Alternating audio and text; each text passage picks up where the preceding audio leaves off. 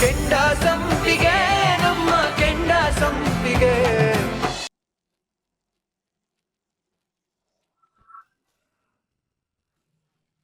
ನಿನ್ನ ಬೆಂಕಿ ಅಂತ ಅನ್ಕೊಂಡಿದ್ನಲ್ಲೇ, ನೀನ್ ನೋಡಿದ್ರೆ ಬೆಣ್ಣೆ ತರ ಕರ್ಗೋಗ್ತಿದ್ಯಲ್ಲೇ ನನ್ ಬಂಗಾರಿ. ಅವತ್ತು ನಾಟಕ ಮಾಡ್ದೆ, ಇವತ್ತು ಆತನ್ನೇ ನಿಜ ಮಾಡ್ತೀನಿ. ಅದಾದ್ಮೇಕು ಅದ್ಯಾವ ನಿನ್ ಕಟ್ಕತಾನೆ ಅಂತ ನಾನು ನೋಡ್ತೀನಿ ಕಣೆ. ನೀನ್ ಯಾವತ್ತಿದ್ರು ನನ್ನವಳೆ. ಸೊಮ್ಮೆ ನೀ ನನ್ನಿಂದ ತಪ್ಪಿಸ್ಕೊಳಕ್ ಆಗೋದಿಲ್ಲ. ಇಳ್ಕೊಂಡ್ರೆ ಅವಳನ್ನ.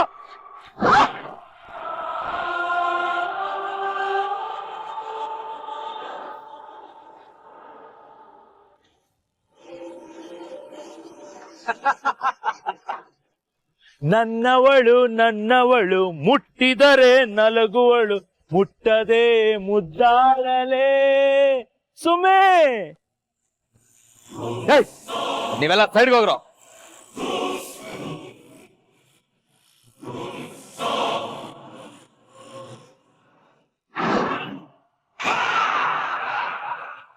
ಎಲ್ರು ಮದ್ವೆ ಆದ್ಮೇಲೆ ಸೋಬ್ನ ಮಾಡ್ಕತಾರೆ, ಆದ್ರೆ ನಾನು ಸೋಬ್ನ ಮಾಡ್ಕೊಂಡ್ ಮದ್ವೆ ಆಯ್ತೀನಿ.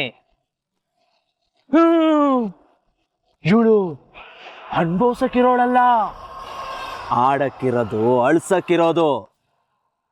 ಮೊದ್ಲಿಗೆ ತಾಳಿ ಕಟ್ಬಿಡ್ತೀನಿ, ಆಮೇಲೆ ಆ ತೆಂಗಿ ಇನ್ನೊಬ್ಬ ಬಂದು ಇವಳು ಮದ್ವೆ ಆಯ್ತಾನೋ ನಾನು ನೋಡ್ತೀನಿ.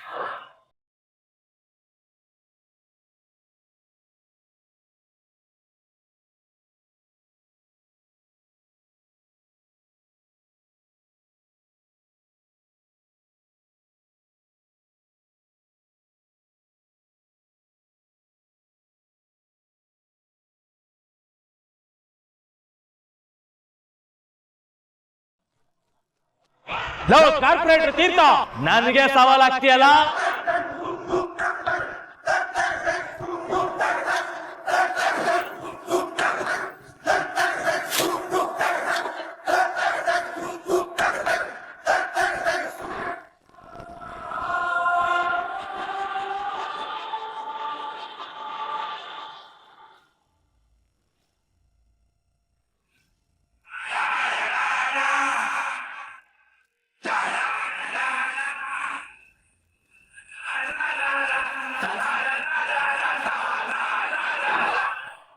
ತೀರ್ಥ, ಇವಳನ್ನ ಹುಡಿಕೊಂಡು ಇಲ್ಲಿ ಗಂಟ ಬಂದ್ಬಿಟ್ಟ. ಇವತ್ ನಿನಗ್ ಸಮಾಧಿ ಕಟ್ತೀನಿ ಕಣೋ. ಹೇ, ಎಲ್ರ ಇದ್ದೀರಾ? ಬಂದ್ರ.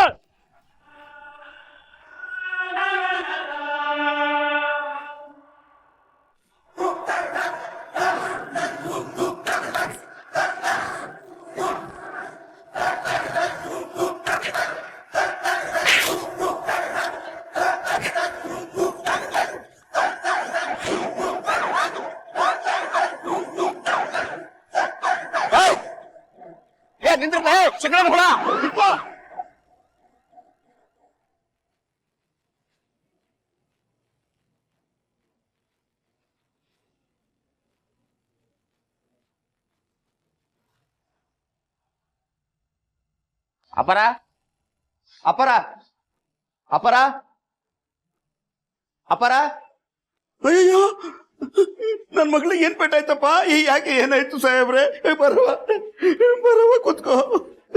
ಏನಾಯ್ತು ಸಾಹೇಬ್ರೆ? ನಾವೇನ್ ಆಗ್ಬಾರ್ದು ಅಂತ ಅನ್ಕೊಂಡಿದ್ವು ಅದಿವತ್ತು ಆಗೋಗ್ತಾ ಇತ್ತು ರಾಮಯ್ಯ ಅವರೇ.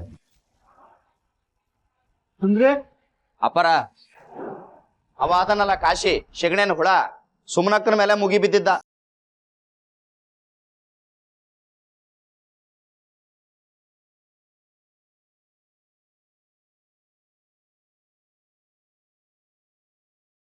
ದೇವ್ರ ದಯೆ, ಕರೆಕ್ಟ್ ಟೈಮಿಗೆ ಸುಮನಕ್ಕ ನನಗೆ ಕಾಲ್ ಮಾಡಿದ್ಲು.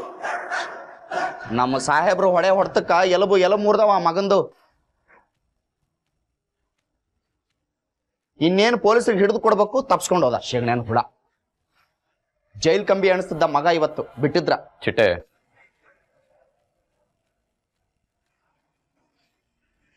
ಅಯ್ಯೋ ಭಗವಂತ, ನಾವ್ ಯಾರಿಗೇನು ಅನ್ಯಾಯ ಮಾಡಿದೀವಪ್ಪ?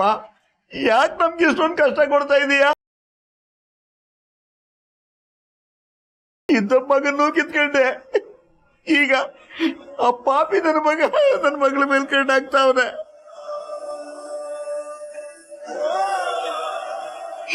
ನಾವು ಎಲ್ಲೋಗಿ ಸಾಯೋಣ, ಯಾರ ಹತ್ರ ಹೇಳ್ಕೊಳ್ಳೋಣ? ಅಯ್ಯೋ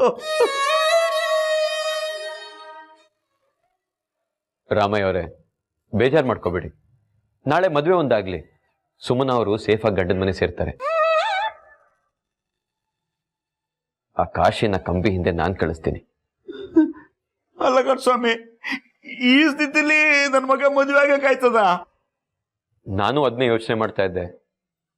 ಸುಮನ ಅವರೇ, ನಿಮ್ಗೆ ಅಭ್ಯಂತರ ಇಲ್ಲ ಅಂದ್ರೆ ನಿಮ್ ಮದುವೆ ಮಾತ್ರ ಮುಂದಕ್ಕೆ ಹಾಕೋಣವಾ? ಬೇಡ ಕೌನ್ಸಿಲರ್ ಸಾಹೇಬ್ರೆ, ಇಲ್ಲಿವರೆಗೂ ಎಲ್ರು ಒಪ್ಪಿದ್ದಾರೆ ಅಂತಾನೆ ನಾನು ಮದ್ವೆ ಆಗಕ್ ನಿರ್ಧಾರ ಮಾಡಿದ್ದೆ. ಆದ್ರೀಗ ಆ ಪಾಪಿಗೆ ಬುದ್ಧಿ ಕಲಿಸ್ಲೇಬೇಕು ಅನ್ನೋ ಹಠ ಬಂದಿದೆ. ನಿಶ್ಚಯದ ಪ್ರಕಾರ ನಾಳೆ 100 ಜೋಡಿ ಮದುವೆ ನಡೀಲೇಬೇಕು. ಆ 100ನೇ ಜೋಡಿ ನಾನೇ ಆಗಿರ್ಬೇಕು. ಹೆಣ್ಮಕ್ಳು ಬಾಳಲ್ಲಿ ಆಟಾಡ್ತಿರೋ ಕಾಶಿ ಸೊಕ್ಕು ಇಳಿಲೇಬೇಕು. ಅವನ್ನ ನಾನು ಸುಮ್ಮನೆ ಬಿಡಲ್ಲ. ಅದ್ ಬೇರೆ ಮಾತು. ಹಾಗಂತ ಹೇಳಿ ನಿಮ್ಮನ್ನ ಈ ಪರಿಸ್ಥಿತಿಲಿ ನಾನು ಹುಷಾರಾಗಿ ಇದೀನಿ ಸಾಹೇಬ್ರೆ, ನನಗೇನು ಸಮಸ್ಯೆ ಇಲ್ಲ. ನಾಳೆ ನನ್ನ ಮದ್ವೆಗೆ ಸಿದ್ಧವಾಗಿದ್ದೀನಿ. ಸುಮ್ನೆ ನಂಬಿಕೆ ಇಡುವಪ್ಪಯ್ಯ. ಆ ಕಾಶಿ ಅಹಂಕಾರನ ನಾವು ಮುರಿಲೇಬೇಕು.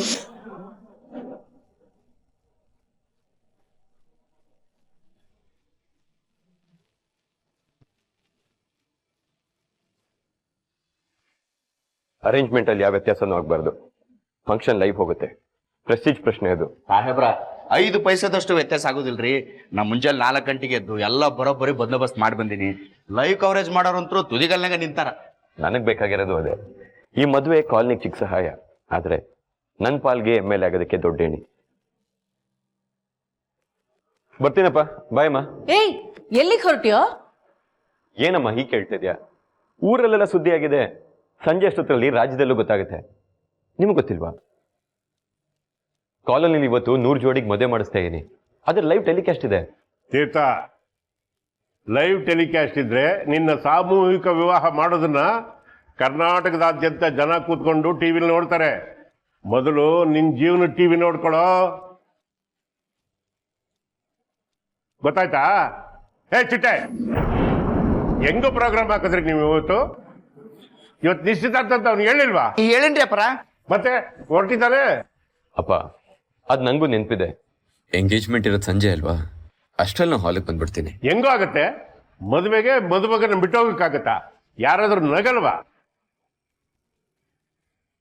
ಏಯ್, ನನ್ನ ಮದುವೆ ನಾನು ಹಿಂಗೆಲ್ಲ ಓಡಾಡ್ಕೊಂಡಿದ್ದೆ ಗೊತ್ತೇನೋ? ಖುಷಿಯಾಗಿ ಸ್ನೇಹಿತರಿಗೆಲ್ಲ ಹೇಳ್ಕೊಂಡು ಮನೆಯವ್ರಿಗಿಂತ ಮುಂಚೆ ನಾನೇ ರೆಡಿ ಇದ್ದೆ, ಗೊತ್ತಾ? ಅಲ್ಲ ರೀ, ನಿಮ್ಗೆ ಅದೆಲ್ಲ ನಿಜವಾಗ್ಲೂ ಜ್ಞಾಪಕ ಇದೆಯಾ? ಪದ್ದು, ಅದನ್ನೆಲ್ಲ ಮರೆಯಕ್ಕೆ ಸಾಧ್ಯನೇನೆ? ಮೊದಲು ನಾನು ನಿನ್ನ ನೋಡಕ್ ಬಂದಿದ್ದು, ನೀನು ನನ್ನ ನೋಡಿದ್ದು, ಕಣ್ಣು ಎಕ್ಸ್ಚೇಂಜ್ ಆಗಿದ್ದು, ನಂತರ ನಮ್ಮ ಮದುವೆ ಆಗಿದ್ದು, ಮಕ್ಕಳಾಗಿದ್ದು, ಕಷ್ಟ ಸುಖ, ಇದನ್ನೆಲ್ಲ ಮರೆಯಕ್ಕಾಗುತ್ತೇನೆ? ಯೋಚನೆ ಮಾಡು. ಅಪ್ಪ, ನಂಗೆ ಟೈಮ್ ಆಯ್ತು, ನಾನು ಬರ್ತೀನಿ. ಬಾಯ್.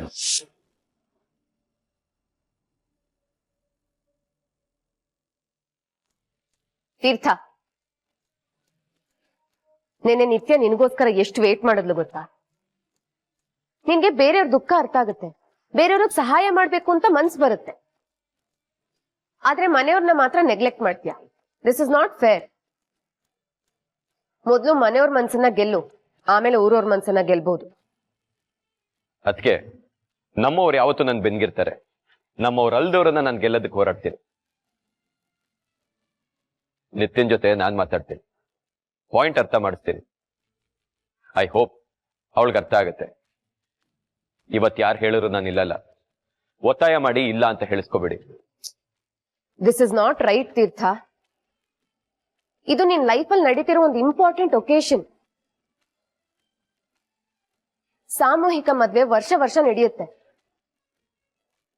ಎಲೆಕ್ಷನ್ 5 ವರ್ಷಕ್ಕೊಂದ್ಸಲ ಬಂದೇ ಬರುತ್ತೆ. ಎಂಗೇಜ್ಮೆಂಟ್ ಪದೇ ಮಾಡ್ಕೊಳ್ಳೋದಕ್ಕಾಗತ್ತಾ? ನಾನೇನ್ ಮಾಡ್ಲಿ ಅದಕ್ಕೆ? ನಾನು MLA ಆಗೋವರೆಗೂ ಮದುವೆ ವಿಚಾರ ಪ್ರಸ್ತಾಪ ಮಾಡಬೇಡಿ ಅಂತ ಹೇಳಿದೆ ತಾನೆ. ಈಗ ಎಂಗೇಜ್ಮೆಂಟ್ ಫಿಕ್ಸ್ ಮಾಡಿದ್ಯಾರು? ಇವರು. ತಪ್ಪೇನಿದ್ರು ಅವ್ರದೇ. ಇಲ್ಲ,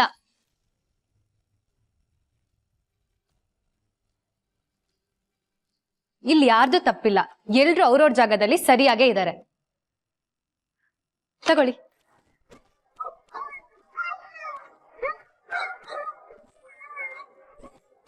ಪ್ಲೀಸ್ ತಗೊಳ್ಳಿ. ನಿನ್ನೆನೆ ಇದನ್ನ ಕೊಡ್ಬೇಕು ಅಂತ ಅನ್ಕೊಂಡೆ, ಆದ್ರೆ ಆಗ್ಲಿಲ್ಲ.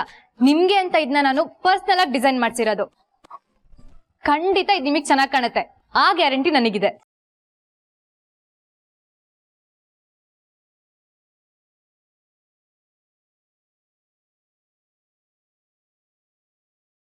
ಡ್ರೆಸ್ನ ಜಡ್ಜ್ ಮಾಡೋದಕ್ಕೆ ನಂಗೆ ಬರಲ್ಲ, ಬಟ್ ನಿಮ್ ತಾಳ್ಮೆ ನಂಗೆ ತುಂಬಾ ಇಷ್ಟ ಆಯ್ತು. ಡ್ರೆಸ್ಸು ತುಂಬಾ ಗ್ರ್ಯಾಂಡ್ ಆಗಿದೆ. Thank you.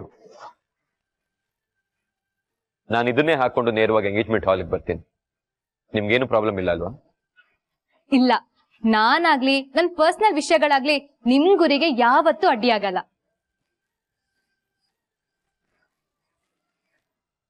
ನಿಶ್ಚಿತಾರ್ಥ ಟೈಮಿಂಗ್ ತಪ್ಪು, ಆದ್ರೆ ಹುಡುಗಿ ಪರ್ಫೆಕ್ಟ್.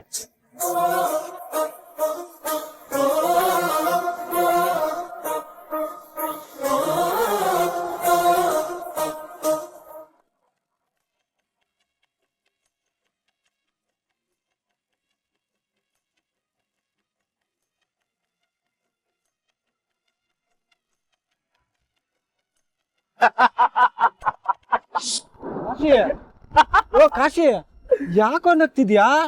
ಖುಷಿಗೆ ನಗ್ತಿದ್ಯಾ ಅಥವಾ ಈ ನೋವನ್ ಮರ್ಯಾದಕ್ಕೋಸ್ಕರ ನಗ್ತಿದ್ಯಾ? ಖುಷಿಗೆ ಕಣ್ಲಾ. ಖುಷಿಗ? ಅಲ್ಲ ಕಣೋ, ನಿಮ್ ಹುಡುಗಿ ಮದ್ವೆ ಆಗ್ತಿದ್ಯಾ ಅಲ್ಲಿ, ನೀನ್ ನೋಡ್ರೆ ಖುಷಿಗೆ ನಗ್ತಿದೀನಿ ಅಂತ ಹೇಳ್ತಿದ್ಯಾ? ಯಾರ್ಲಾ ಹೇಳಿದವಳು ಮದ್ವೆ ಆಯ್ತದೆ ಅಂತ? ಮದ್ವೆ ನಡೆಯಲ್ವಾ? ನಡೆಯಲ್ಲ. ಅವಳು ಮದ್ವೆನ ನಿಲ್ಸೋದಿಕ್ ಏನೇನ್ ಮಾಡ್ಬೇಕೋ ಅದನ್ನಾಗ್ಲೇ ಮಾಡಾಯ್ತು. ನೀವೆಲ್ಲ ಯಾಕೆ ಸುಮ್ಮನೆ ನಿಂತಿದ್ದೀರಾ? ಬಾರ್ಸಿ.